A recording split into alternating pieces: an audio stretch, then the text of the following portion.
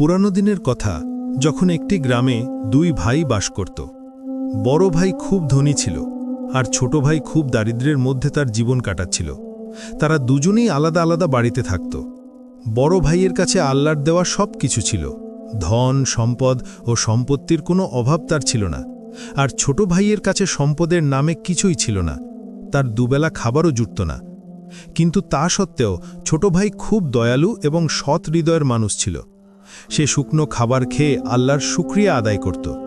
ধনীদের মতো তার মনে কোনো বড় বড় আকাঙ্ক্ষা ছিল না, কিন্তু আল্লাহ তাকে সেই মনের শান্তি দিয়েছিলেন যা বড় বড় ধনীদের কাছেও ছিল না।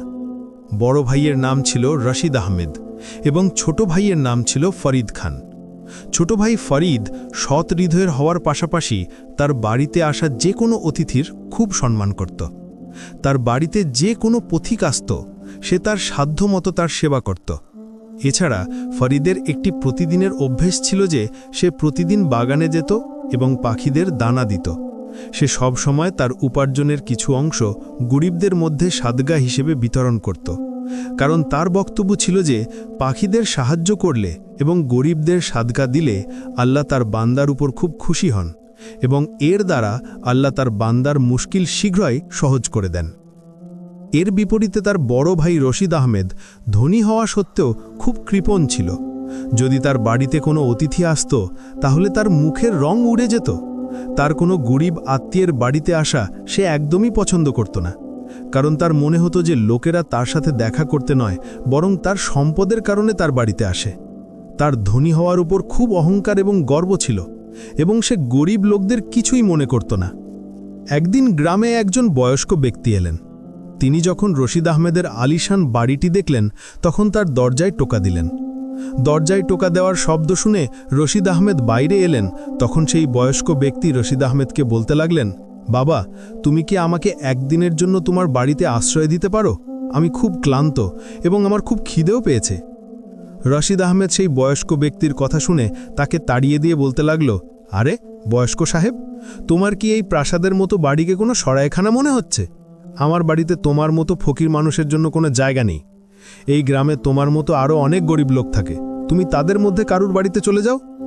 বরং আমার কথা শুনো, তুমি এমন করো, তোমার সামনে একটি ভাঙাচোরা বাড়ি দেখতে পাচ্ছ, তাতে ফরিদ খান নামের একজন লোক থাকে যে অত্যন্ত সৎ এবং দয়ালু এবং যে কোনো আগত ফকির বা অতিথির সম্মান করে। সে তোমাকে অবশ্যই তার বাড়িতে থাকতে দেবে।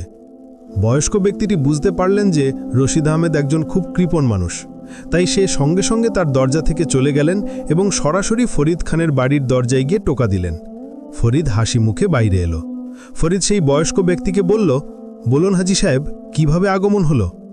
বয়স্ক ব্যক্তিটি উত্তর দিলেন, বাবা, আমি খুব ক্লান্ত। এর আগেই যে সেই বয়স্ক ব্যক্তি পরের কোনো কথা বলবে, ফরিদ সেই বয়স্ক ব্যক্তিকে বলল, হাজি সাহেব, আগে আপনি ভেতরে আসুন, বাকি কথা আমরা ভেতরে বসে বলবো। তারপর ফরিদ বয়স্ক ব্যক্তিটিকে ঘরের ভেতরে নিয়ে গেল। বয়স্ক ব্যক্তিটিকে বসিয়ে সবার আগে তাকে জল পান করালো। জল পান করার পর সেই বয়স্ক ব্যক্তি বলতে লাগলেন, বাবা, আমি এই গ্রামে একটি খুব জরুরি কাজে এসেছি। বাবা, আমার রাত কাটানোর জন্য একটি আশ্রয় দরকার, কাল সকালে আমি চলে যাব। বয়স্ক ব্যক্তির কথা শুনে ফরিদ বলতে লাগল, হাজি সাহেব, আপনি এটাকে নিজের বাড়িই মনে করুন, আপনি এখানে যতদিন থাকতে চান থাকতে পারেন। এটা শুনে সেই বয়স্ক ব্যক্তি খুব খুশি হলেন এবং ফরিদকে দোয়া দিতে লাগলেন।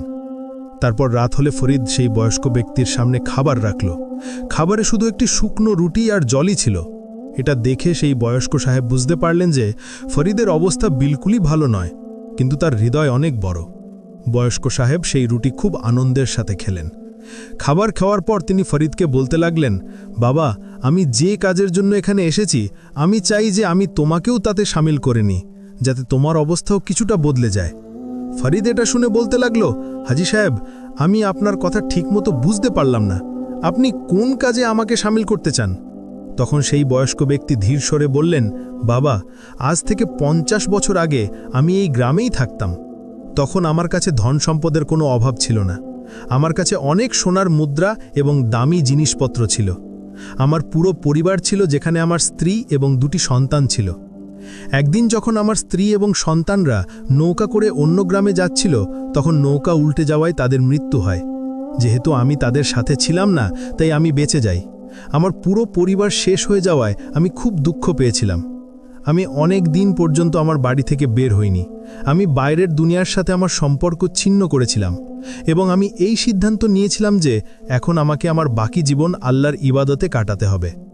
এই সিদ্ধান্ত নিয়ে আমি একটি দীর্ঘ সফরে বের হওয়ার কথা ভাবলাম, যেখানে আল্লাহ নেক বান্দারা থাকেন এবং তারা সেখানে থেকে শুধু আল্লাহর ইবাদত করেন। আমার সফর বেশ লম্বা হতে যাচ্ছিল, তাই আমি আমার সমস্ত সম্পদ কোনো নিরাপদ জায়গায় লুকিয়ে ফেলার সিদ্ধান্ত নিলাম এবং তখন আমি আমার সমস্ত ধন সম্পদ একত্রিত করে কাছের জঙ্গলে লুকিয়ে রাখলাম। কিন্তু 2টি সোনার ইঁট আমি নিজের কাছে রাখলাম, যাতে তা বিক্রি করে কিছু টাকা পেতে পারি এবং আমার সফরে যেতে পারি। আর তারপর আমি আমার সমস্ত সম্পদ জঙ্গলে লুকিয়ে রাখলাম এবং আমি আমার সফরে আল্লাহর সন্ধানে বেরিয়ে পড়লাম। সফর করতে করতে আমার অনেক দিন কেটে গেল। অনেক দিন সফর করার পর একদিন যখন আমি অন্য একটি শহরে পৌঁছলাম, তখন আমার কিছু টাকার প্রয়োজন হলো। তখন আমি সেই সোনার ইট শহরের এক জোহরিকে বিক্রি করার সিদ্ধান্ত নিলাম। যখন আমি সেই ইট নিয়ে জোহরির কাছে গেলাম এবং তাকে সেই সোনার ইট দেখালাম, তখন সেই ইটের দাম দেওয়ার পরিবর্তে সেই জোহরির মনে লোভ চলে এলো এবং সে আমার উপর চুরির মিথ্যা অভিযোগ লাগিয়ে দিল এবং আমাকে ফাঁসিয়ে দিল। আর তারপর সেখানকার কোতোয়াল আমার একটা কথাও শুনল না এবং আমাকে চুরির অভিযোগে কারাগারে ফেলে দিল। আজ আমি অনেক বছর পর আমার সাজা ভোগ করে নিজের গ্রামে ফিরে এসেছি, আর এখন আমি আমার সেই লুকানো সম্পদ বের করতে চাই। তাই আমি চাই যে তুমিও এই কাজে আমার সাথে থাকো। যদি তুমি আমার সাথে থাকো তাহলে আমি সেই গুপ্তধনের অর্ধেক অংশ তোমাকে দিয়ে দেব। ফরিদ সেই বয়স্ক সাহেবের কথা শুনে খুব খুশি হলো এবং তাকে সাহায্য করতে রাজি হয়ে গেল। বয়স্ক সাহেব সেই রাতে ঘরেই কাটালেন, আর সকালে সূর্য ওঠার আগেই তারা দুজনের লোকের নজর এড়িয়ে জঙ্গলে পৌঁছে গেল। জঙ্গলের ভেতরে পৌঁছে সেই বয়স্ক ব্যক্তি ফরিদকে বলতে লাগলেন যে এই সেই গাছ যার নিচে আমি গুপ্তধন লুকিয়েছিলাম, তুমি এই জায়গাটা খোঁড়া শুরু করো। ফরিদ খোঁড়ার জন্য কোদাল বের করল এবং সেই জায়গাটা খুঁড়তে লাগল। কিছুক্ষণ খোঁড়ার পর সে সন্দুক দেখতে পেল। সে কোদাল একপাশে রেখে সন্দুক বের করে বয়স্ক সাহেবের সামনে রেখে দিল, আর তারপর তারা দুজনে সেই সন্দুক নিয়ে নিজেদের বাড়ি ফিরে এলো।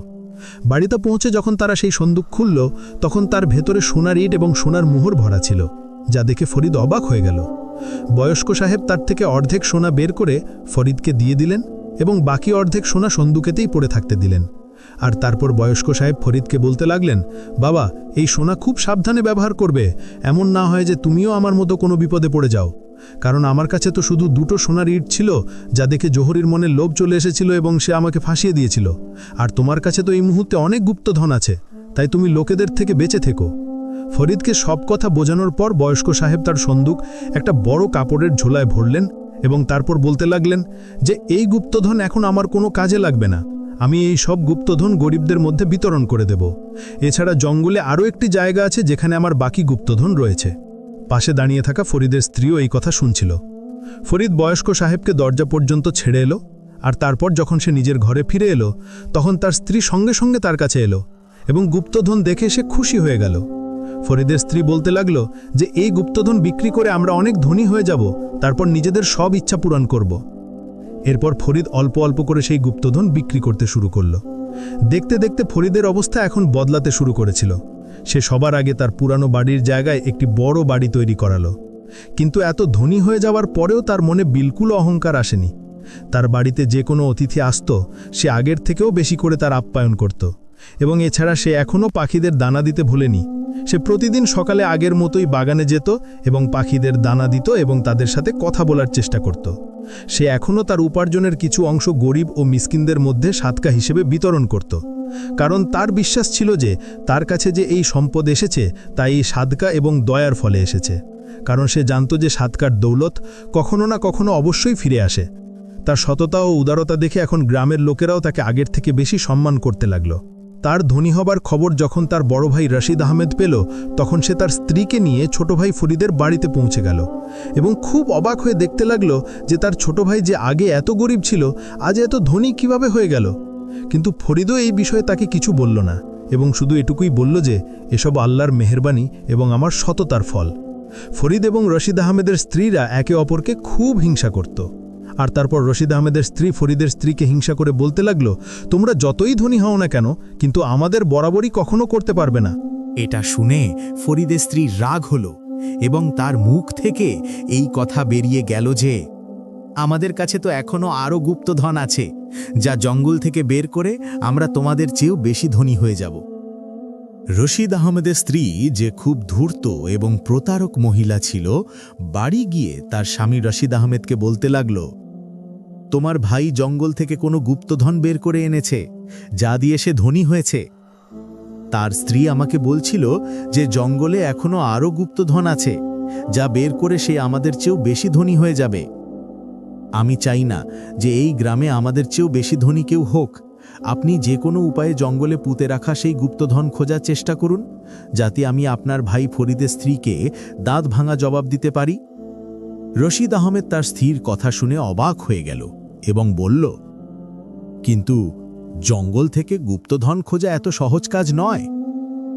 আমার তো মনে হয় সেই বয়স্ক সাহেব, যাকে আমরা বাড়ি থেকে বের করে দিয়েছিলাম, তিনি ফরিদকে সেই গুপ্তধনের রহস্য সম্পর্কে বলেছেন, কারণ সেই বয়স্ক ব্যক্তি এর আগে কখনো আমাদের গ্রামে দেখা যায়নি এবং তার এখান থেকে যাওয়ার পরেই ফরিদ এত ধনী হয়েছে। আসল কথা ছিল যে রশিদ আহমেদও চাইত না যে তার ভাই তার চেয়েও বেশি ধনী হয়ে যাক, এবং তখন সে গুপ্তধন খোঁজার সিদ্ধান্ত নিল। যদিও সেই গুপ্তধন তো তার ছিলই না। অন্যের গুপ্তধন বের করা যে চুরির কাজ, সে বিষয়ে তার কোনো পরোয়া ছিল না। তার মাথায় তো শুধু গুপ্তধনেরই ভূত সওয়ার ছিল। এখন তো সে সব সময় তার ভাই ফরিদের ওপর নজর রাখতে লাগল। এভাবেই কিছুদিন কেটে গেল, এবং এর কিছুদিন পর সেই বয়স্ক সাহেব আরও একবার সেই গ্রামে ফিরে এলেন। তখন রশিদ আহমেদ তাকে গলি দিয়ে যেতে দেখল। এখন তো রশিদ আহমেদ সেই বয়স্ক ব্যক্তির প্রতিটি কাজের ওপর নজর রাখতে শুরু করেছিল। গ্রামে প্রবেশ করার সাথে সাথেই সেই বয়স্ক ব্যক্তি সরাসরি ফরিদের দরজায় গেল। যখন সে ফরিদের এত বড় বাড়ি দেখল, তখন খুব খুশি হল এবং আল্লাহর কাছে দোয়া করতে লাগল, হে আল্লাহ, এই সৎ এবং নেক হৃদয়ের মানুষকে আরও উচ্চতায় পৌঁছে দিও, কারণ তোমার এই বান্দা প্রতিদিন বাগানে গিয়ে পাখিদের দানা দেয় এবং তাদের খেয়াল রাখে, এবং তোমার এই বান্দা তার উপার্জনের কিছু অংশ গরিব ও মিসকিনদের মধ্যে বিতরণ করে দেয়। ইয়া আল্লাহ, তুমি তার রিজিক বৃদ্ধি করো। আর তারপর এত দোয়া করার পর বয়স্ক ব্যক্তি ফরিদের দরজায় টোকা দিলেন। ফরিদ যখন বাইরে এলো, তখন বয়স্ক সাহেবকে দেখে তার মুখে হাসি ফুটে উঠল। ফরিদ বয়স্ক সাহেবকে ভেতরে আসতে বলল, কিন্তু বয়স্ক সাহেব বললেন, বাবা, আমি একটি খুব জরুরি কাজে এখানে এসেছি। তুমি কিছুক্ষণের জন্য আমার সাথে চলো, আমার তোমার সাথে একটি খুব জরুরি কথা বলার আছে। আর তারপর ফরিদ এবং সেই বয়স্ক ব্যক্তি দুজনেই জঙ্গলের দিকে চলতে লাগল। রশিদ আহমেদ তাদের পিছু করছিল। সেই বয়স্ক ব্যক্তি ফরিদকে বলতে লাগল, বাবা, হতে পারে যে কিছুদিন পর্যন্ত আমি আর এই গ্রামে আসতে পারবো না, তাই আমি তোমাকে সেই দ্বিতীয় গুপ্তধনের রহস্য বলে যাচ্ছি, যা এই জঙ্গলেই অন্য এক জায়গায় পুঁতে রাখা আছে। আমার যাওয়ার পর তুমি সেই গুপ্তধন বের করে নিও এবং তার নিজের কাছে নিরাপদে রেখো। সময় এলে আমি সেই গুপ্তধন তোমার কাছ থেকে নিয়ে নেব। কিছুক্ষণ জঙ্গলে চলার পর তারা গুপ্তধনের জায়গায় পৌঁছে গেল, এবং তারপর বয়স্ক সাহেব ফরিদকে সেই গুপ্তধনের জায়গাটি দেখিয়ে দিলেন। রশিদ আহমেদ, যে তাদের পিছু করছিল, সেও এসব কিছু দেখছিল। সেও সেই পুরো রাস্তাটা তার মাথায় মনে করে নিল যেখানে গুপ্তধন পুঁতে রাখা ছিল, এবং তারপর খুশিতে সে তার বাড়ি ফিরে এলো। বাড়ি পৌঁছে সে তার স্ত্রীকে বলল যে, আমি গুপ্তধনের সব রহস্য জেনে গেছি, এখন খুব শীঘ্রই আমি গুপ্তধন সেখান থেকে বের করে আনব। এটা শুনে রশিদ আহমেদের স্ত্রী খুব খুশি হল এবং বড় অহংকারের সাথে বলতে লাগল, এখন এই গ্রামে আমাদের চেয়ে বেশি ধনী কেউ হতে পারবে না, কারণ আমার স্বামীও জঙ্গলে থাকা একটি গুপ্তধন পেয়ে গেছে, যা বের করে আমরা আবার তোমাদের থেকে এগিয়ে যাব। এত কথা বলে সে গর্বের সাথে নিজের বাড়ি ফিরে গেল। সন্ধ্যের সময় যখন ফরিদ নিজের বাড়ি ফিরে এলো, তখন তার স্ত্রী বলতে লাগল, তোমার বড় ভাই রশিদ আহমেদের স্ত্রী এসেছিল এবং সে বলছিল যে তোমার ভাইও জঙ্গলে কোনো গুপ্তধনের জায়গা সম্পর্কে জানতে পেরেছে এবং সেও জঙ্গল থেকে গুপ্তধন বের করে আমাদের চেয়ে বেশি ধনী হয়ে যাবে। তখন ফরিদ বলল, কিন্তু তারা জঙ্গলে গুপ্তধন থাকার ব্যাপারে কিভাবে জানতে পারল? তখন ফরিদের স্ত্রীর নিজের বোকামির জন্য খুব লজ্জা হলো এবং ফরিদকে বলতে লাগল, গতবার যখন তোমার ভাই ও ভাবি আমাদের বাড়ি এসেছিল তখন তোমার ভাবি আমাকে ছোট করার চেষ্টা করেছিল। তখন আমি রাগে এসে বলে ফেলেছিলাম যে আমাদের কাছে তো আরও গুপ্তধন আছে। এটা শুনে ফরিদ বলতে লাগলো, আরে বোকা মহিলা, আমি তোমাকে আগেই বুঝিয়েছিলাম যে তুমি শুধু আম খাও, গাছ গুনো না। মানে তুমি গুপ্তধনের ব্যাপারে কারোর সাথে কোনো কথা বলবে না। আমার মনে হয় আমার ভাই আমাকে সেই বয়স্ক সাহেবের সাথে জঙ্গলে যেতে দেখে ফেলেছে। আমার ভাই সেই গুপ্তধন সেখান থেকে বের করার আগেই আমাকে আজ রাতেই সেই গুপ্তধন সেখান থেকে বের করে কোনো নিরাপদ জায়গায় পৌঁছেতে হবে। আর তুমি এই কথা আর কাউকে বলবে না। আর তারপর ফরিদ সেই রাতেই জঙ্গল থেকে গুপ্তধন বের করে তাকে নিজের বাড়িতে নিয়ে এলো এবং বিলকুল নিরাপদে নিজের বাড়িতে লুকিয়ে রাখল। পরের রাতে রশিদ আহমেদ জঙ্গলে সেই জায়গায় পৌঁছে গুপ্তধন খোঁড়া শুরু করল। কিন্তু যখন সে দেখল যে সেখানে কোনো গুপ্তধন নেই, তখন সে খুব অবাক হয়ে গেল এবং ভাবতে লাগল যে তার ছোট ভাই তো খুব চালাক নিকল। হয়তো সে আমার এই কাজের ব্যাপারে আগেই জানতে পেরেছিল এবং সে আমার আগেই এখান থেকে গুপ্তধন বের করে নিয়ে গেছে। অন্যদিকে সেই রাতে রশিদ আহমেদের বাড়ি বিলকুল একাই ছিল। তখন সুযোগ বুঝে চোররা তার বাড়িতে হানা দিল এবং তার বাড়ি থেকে সমস্ত মাল এবং দামি জিনিসপত্র নিয়ে পালিয়ে গেল। রশিদ আহমেদ যখন তার বাড়ি পৌঁছল তখন তার মুখ শুকনো ছিল এবং তার স্ত্রীও খুব চিন্তিত দেখাচ্ছিল। একে অপরকে চিন্তিত দেখে দুজনেরই মুখের রং উড়ে গেল। রশিদ আহমেদ তার স্ত্রীকে জিজ্ঞাসা করতে লাগল, তোমার কি হয়েছে? তোমার মুখের হাওয়াইয়া কেন উড়ে গেছে? তখন তার স্ত্রী বলল, আপনার যাওয়ার পর কিছু চোর বাড়িতে এসেছিল এবং তারা বাড়ি থেকে সবকিছু লুট করে পালিয়ে গেছে, তাই আমি চিন্তিত। কিন্তু আপনি বলুন যে আপনি খালি হাতে কেন এসেছেন? আমাদের গুপ্তধন কোথায়? এতে রশিদ আহমেদ নিজের মাথায় হাত চাপড়ে এবং বলল, গুপ্তধন সেখানে ছিল না। হয়তো আমার ভাই আগেই সেখান থেকে গুপ্তধন বের করে ফেলেছে। বেশি ধনী হওয়ার চক্করে আমরা বিলকুল বরবাদ হয়ে গেলাম, আর এই সব কিছু তোমার লোভের কারণে হয়েছে। তুমি সেই মাল পাওয়ার চেষ্টা করেছো যা আমাদের ছিলই না। আর দেখো, আমরা তো নিজেদের মাল থেকেও হাত ধুয়ে বসলাম। না তুমি ফরিদ এবং তার স্ত্রীর সাথে হিংসা করতে, না আমাদের এই অবস্থা হতো। কিছুদিন পর যখন সেই বয়স্ক সাহেব ফরিদের কাছে আরও একবার ফিরে এলেন, তখন ফরিদ তাকে পুরো ঘটনা বলল এবং বাকি গুপ্তধন বয়স্ক সাহেবের সামনে রেখে দিল। কিন্তু বয়স্ক সাহেব সেই সব গুপ্তধন ফরিদকেই দিয়ে দিলেন এবং বলতে লাগলেন, এই সব গুপ্তধন তোমার সততার পুরস্কার। আমি ভলা এত বয়সে এত সম্পদ দিয়ে কি করব? ফরিদ সেই বয়স্ক সাহেবকে বলতে লাগল, হাজ্জি সাহেব, আমার মন চায় যে আপনি এখন আর কোথাও যাবেন না, বরং এখানেই আমাদের সাথে থাকুন। আমি আপনার মধ্যে আমার বাবাকে দেখতে পাই। আপনি কি আমাকে নিজের ছেলে মনে করে আমার সাথে থাকতে পারেন না? বয়স্ক সাহেবের ফরিদের এই কথা খুব ভালো লাগলো এবং তারপর তিনি ফরিদের সাথেই তার বাড়িতে থাকতে লাগলেন। ফরিদ বাকি সব গুপ্তধন গ্রামের গরিব লোকদের মধ্যে বিতরণ করে দিল এবং তারপর সে তার স্ত্রী এবং বয়স্ক সাহেবের সাথে একটি শান্তিময় জীবন কাটাতে লাগল। কিন্তু যেই মাত্র ফরিদ এবং বয়স্ক সাহেব তার ভাই রশিদ আহমেদের ব্যাপারে জানতে পারল, তখন তাদের হৃদয়ে একটি অজীব ধরনের আলোড়ন সৃষ্টি হল। যদিও সে তার সাথে কখনো ভালো ব্যবহার করেনি, কিন্তু রক্তের সম্পর্ক তো ছিলই।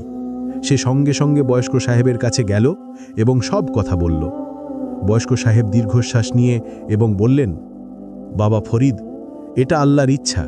মানুষের পুণ্য এবং পাপের হিসাব ওপরওয়ালা নিজেই রাখেন, কিন্তু আমাদের আত্মীয়দের সাহায্য করা থেকে মুখ ফেরানো উচিত নয়। চলো আমরা রশিদের বাড়ি যাই, হয়তো এটা তার তওবার সময়। ফরিদ সম্মতি জানালো এবং দুজনেই সেই আলিশান বাড়ির দিকে চলল, যা এখন ভাঙাচোরা মনে হচ্ছিল। রশিদের বাড়ি আগের মতো চাকচিক্যময় ছিল না। দরজায় টোকা দিতেই রশিদের স্ত্রী বাইরে বেরিয়ে এলো। তার মুখে বিষণ্ণতা ছেয়েছিল। সে ফরিদকে দেখে চমকে গেল এবং বলল, তুমি এখানে কি করতে এসেছো? তোমার তো খুশি হওয়া উচিত যে আমরা বরবাদ হয়ে গেছি। ফরিদ নম্রভাবে বলল, ভাবি, এমন বলো না। আমরা তো শুধু খোঁজ খবর নিতে এসেছি। আল্লাহ আমাদের এত দিয়েছেন যে আমরা আমাদের ভাইয়ের সাহায্য করতে পারি। বয়স্ক সাহেবও সালাম করলেন এবং ভেতরে আসার অনুমতি চাইলেন।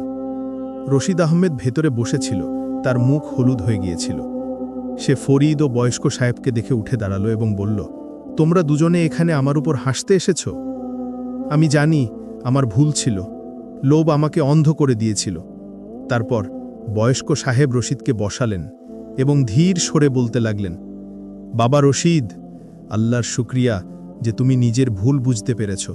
কিন্তু শুধু বুঝলেই কাজ হবে না, মানুষকে তওবা করতে হয়। আর তওবার মানে হলো মন থেকে বদলে যাওয়া। তোমার মনে আছে আমি তোমার দরজায় টোকা দিয়েছিলাম, কিন্তু তুমি আমাকে তাড়িয়ে দিয়েছিলে। আল্লাহ আমাকে ফরিদের মতো নেক বান্দার সাথে মিলিয়ে দিয়েছেন, যে আমার সম্মান করেছে এবং আমার সাহায্য করেছে। তুমি ধনী ছিলে, কিন্তু তোমার মন গরিব ছিল। লোভ এবং হিংসা তোমাকে বরবাদ করে দিয়েছে। কোরআনে আল্লাহ বলেন যে যে হিংসা করে সে নিজেই জ্বলে এবং অন্যকে জ্বালানোর চেষ্টা করে। তুমি ফরিদের সাথে হিংসা করেছ, তার সম্পদের উপর নজর রেখেছ, কিন্তু দেখো আল্লাহ তোমাকে শিক্ষা দিয়েছেন। এখন সময় এসেছে যে তুমি সৎ পথে চলো। রশিদ মাথা নিচু করে বলল, হাজি সাহেব, আমি অনেক পাপ করেছি। আমি কৃপণ ছিলাম, অহংকার করতাম, গরিবদের কিছুই মনে করতাম না। কিন্তু এখন আমার কাছে কিছুই নেই। চোরেরা সব লুট করে নিয়ে গেছে। আমি কি করব?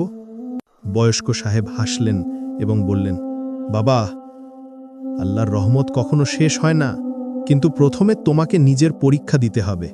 যদি তুমি এতে পাশ করো, তাহলে আমি তোমাকে এমন পথ দেখাবো যা তোমার জীবন বদলে দেবে। পরীক্ষা হলো এই যে তুমি 3 দিন পর্যন্ত গ্রামের গরিবদের সাহায্য করো।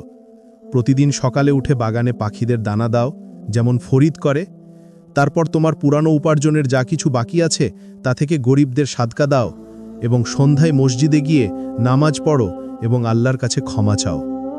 পরীক্ষা শেষ হলে সে বয়স্ক সাহেবের কাছে গেল এবং বলল, হাজি সাহেব, আমি মন থেকে করেছি। বয়স্ক সাহেব বললেন, বাবা, তুমি পাশ করেছ। আল্লাহ তোমার তওবা কবুল করেছেন। এখন দেখো কি হয়। এরপর ফরিদ রশিদকে নিজের বাড়িতে ডাকল এবং বলল, ভাই, আমরা সবাই একসাথে থাকব। আল্লাহ আমাদের আবার মিলিয়ে দিয়েছেন। রশিদের স্ত্রীও বদলে গেল। সে ফরিদের স্ত্রীর কাছে ক্ষমা চাইল। গ্রামেই খবর ছড়িয়ে পড়ল যে রশিদ বদলে গেছে। লোকেরা তাকে সম্মান করতে লাগল। বয়স্ক সাহেব রশিদকে জানালেন যে সেই গুপ্তধন যা ফরিদের কাছে ছিল তার কিছু অংশ রশিদকেও দেওয়া যেতে পারে, কিন্তু শুধু নেক কাজের জন্য। রশিদ মানা করে দিল এবং বলল, না হাজি সাহেব, আমি নিজের পরিশ্রমে কামাবো। লোভ আমাকে বরবাদ করেছিল। সময় কাটতে লাগল। ফরিদ এবং রশিদ এখন একসাথে ব্যবসা করতে লাগল। তারা গ্রামে একটি ছোট দোকান খুলল, যেখান থেকে গরিবদের সস্তায় জিনিসপত্র দিত। বয়স্ক সাহেব তাদের সাথে থাকতেন এবং প্রতি সন্ধ্যায় কোরআন তেলাওয়াত করতেন। একদিন গ্রামে একটি বড় ঝড় এলো। অনেক বাড়িঘর ধ্বংস হয়ে গেল। রশিদ এবং ফরিদ মিলে সবার সাহায্য করল। রশিদ তার সমস্ত সঞ্চয় বের করল এবং গরিবদের বাড়ি তৈরি করে দিল। লোকেরা বলতে লাগল, রশিদ এখন সৎহৃদয়ের হয়ে গেছে। বয়স্ক সাহেব দেখে খুশি হলেন এবং বললেন, দেখো বাবারা, নেক কাজ কখনো বৃথা যায় না। আল্লাহর শুকরিয়া আদায় করো। আর এরপর রশিদ তার ভাইয়ের মতন সৎ এবং দয়ালু হয়ে গেল। সে তার ভাইয়ের মতন পাখিদের দানা দিত এবং তার উপার্জনের কিছু অংশ গরিব ও মিসকিনদের মধ্যে বিতরণ করত। তার দয়ালুতা দেখে এখন সব লোক খুশিতে একসাথে জীবন কাটাতে লাগল। এই গল্প থেকে আমরা এই শিক্ষা পাই যে সম্পদ বা দারিদ্র্য মানুষের আসল পরিচয় নয়, বরং হৃদয়ের পরিচ্ছন্নতা, ধৈর্য এবং শুকরিয়াই মানুষকে পরিপূর্ণ করে। বড় ভাই ধনী ছিল, কিন্তু তার মনে অহংকার ছিল, আর ছোট ভাই দারিদ্র্য সত্ত্বেও অল্পে তুষ্ট ছিল এবং আল্লাহর উপর বিশ্বাস রাখত। গল্পটি এই বার্তা দেয় যে যে মানুষ আল্লাহর দেয়া নেয়ামতের উপর শুকরিয়া আদায় করে, আল্লাহ তাকে আরও বরকত দেন। আর যে অহংকার এবং আত্মপ্রতারণায় থাকে, তার সম্পদও বরকতহীন হয়ে যায়। এই দাস্তানে আমরা এটা অনুভব করি যে শান্তি ধনী হওয়া থেকে নয়, ঈমান এবং ধৈর্য থেকে পাওয়া যায়। তাই সব সময় ন্যায়, ভালোবাসা এবং দয়ালুতাকে গ্রহণ করা উচিত, কারণ এটাই আসল সম্পদ যা দুনিয়া এবং আখেরাত দুটোতেই কাজে আসে। যদি আপনাদের আমাদের এই গল্পটি ভালো লেগে থাকে, তাহলে ভিডিওটি লাইক করুন, শেয়ার করুন এবং কমেন্ট বক্সে আপনার মূল্যবান মতামত অবশ্যই প্রকাশ করুন, এবং আমাদের YouTube channel Sira and soul subscribe করতে ভুলবেন না। ধন্যবাদ।